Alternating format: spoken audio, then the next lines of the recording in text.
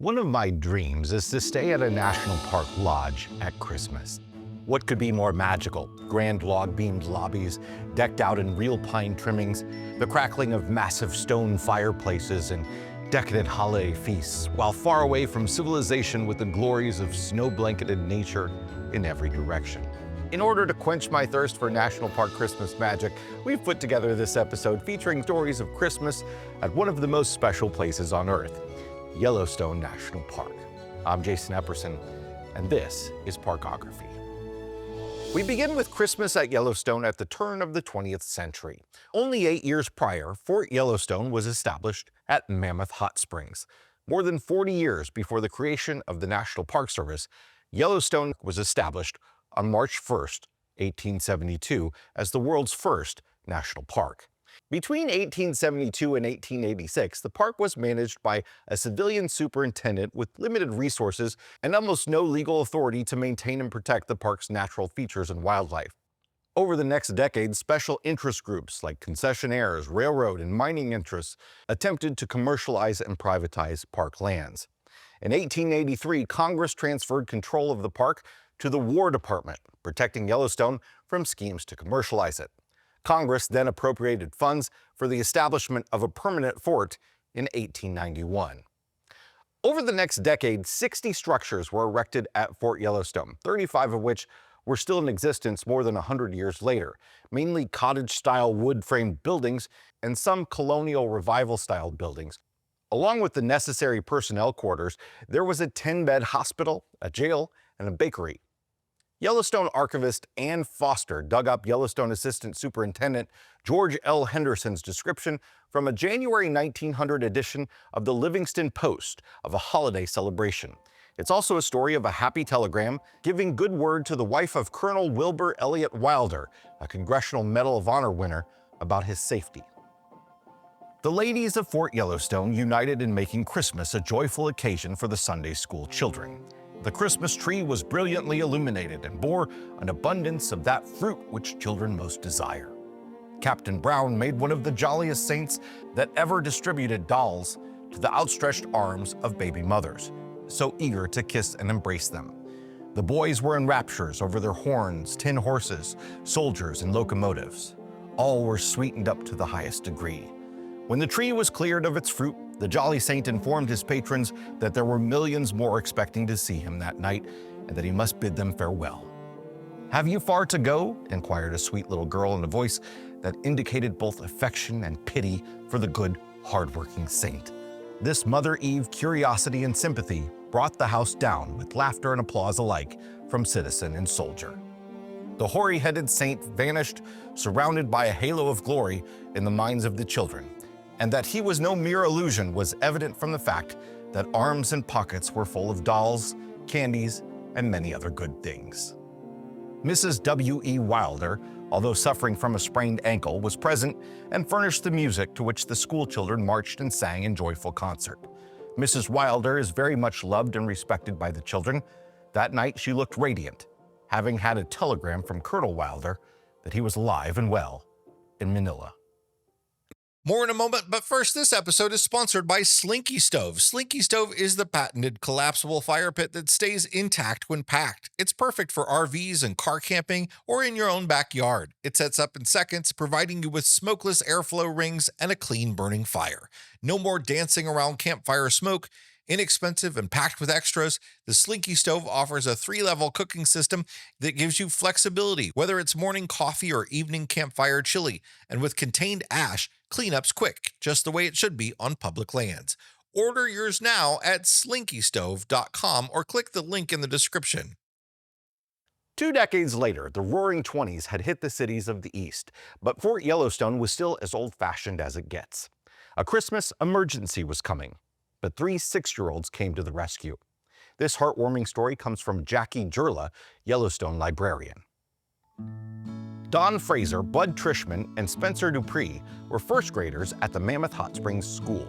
Lessons for the 17 students at Fort Yellowstone were held in the old Army canteen and went from first grade to 8th.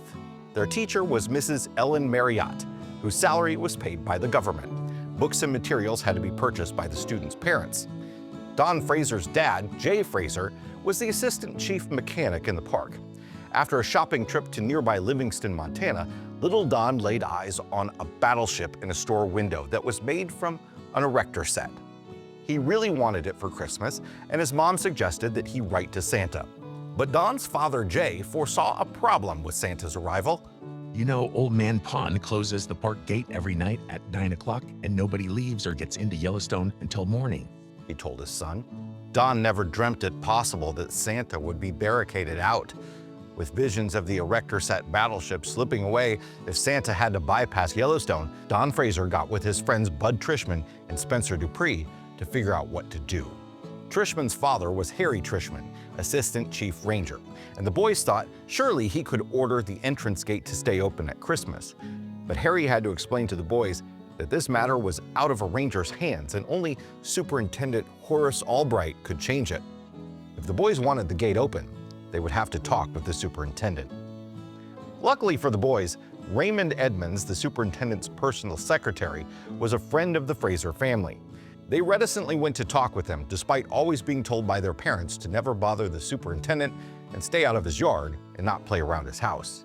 Off they went and presented their case to Edmonds, who listened to the two 6-year-olds' request, then disappeared into Superintendent Albright's office. When he came out, Edmonds told the boys the superintendent would see them. Mustering their courage, the boys managed to express their concerns about the entrance gate being closed to Santa, and then waited to hear his response. I'll give you some news, boys, said Albright. We may be able to do something, but I don't make or break the rules of Yellowstone National Park. We can, however, make a request to the Department of the Interior if you boys will sign it. The boys agreed. Margaret Lindsley, the postmaster's wife, was sent for, and Superintendent Albright dictated a letter requesting the entrance to Yellowstone be left open on Christmas Eve for Santa Claus. The boys signed it. About 2 weeks went by before schoolteacher Mrs. Marriott announced that Don and Bud were to report to the superintendent's office after school. Normally they would have been a bit scared, but this time they knew what it was about. When they arrived, Albright had in hand an official Department of the Interior order declaring the gates to Yellowstone National Park were to remain open on Christmas Eve. And not just for that year, but each Christmas Eve from then on. The letter was framed and hung in Albright's office for the rest of his tenure. Accompanying the correspondence was a check for $200, proceeds of a collection taken among the Interior Department staff in Washington. The money was to be used to purchase Christmas presents for every child on the post.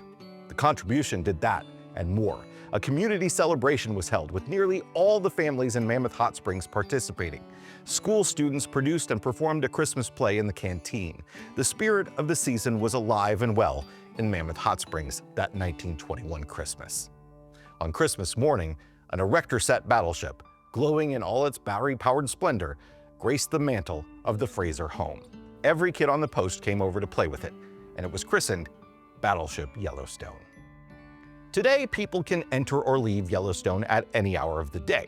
But for nearly 4 decades after 1921, the policy of locking up at night remained in effect. Officially, the gates stood open only one night a year, on Christmas Eve, to accommodate the expected arrival of a very special tourist. It's unfortunate that, at the time, the flying abilities of reindeer had yet to be documented. Visitor centers at Mammoth Hot Springs and Old Faithful are open on Christmas Day and throughout the holiday season. 2 Christmas Eve candlelight services are held every year in the Mammoth Chapel, which was built in 1913 for the Army soldiers and their families. The candlelight services are one of the oldest annual traditions in the park, as is the giant evergreen lit for the holidays on Officers Row. The Old Faithful Inn is closed this time of year, but the Old Faithful Snow Lodge opens around mid-December. The Snow Lodge and cabins, as well as the Old Faithful area, are only accessible by commercially operated over-snow vehicles in the winter. Here you can enjoy a special Christmas dinner on December 25th and sing holiday carols with live piano music. The Yellowstone Forever Institute offers winter retreats. You can spend the holidays relaxing with kindred spirits, searching for wildlife such as wolves, elk, and bison, and taking snowshoe rambles through the snowy wonderland that is the Lamar Valley. To celebrate the new year, employees and guests at Old Faithful head out to the geyser viewing area shortly after midnight to be among the few to share the first eruption of the new year. If several feet of snow isn't your thing, concessionaire employees at Yellowstone celebrate Christmas in August every year to close out the busy season. The decades-old tradition has unknown origins, but every hotel in the park is decorated with holiday trees in the lobbies, and cookies are passed out to visitors on August 25th, which happens to be the birthday of the National Park Service. Thanks so much for being here. If you'd like to hear more stories like this, we hope you'll subscribe, and we'll see you next time. Bye, everybody.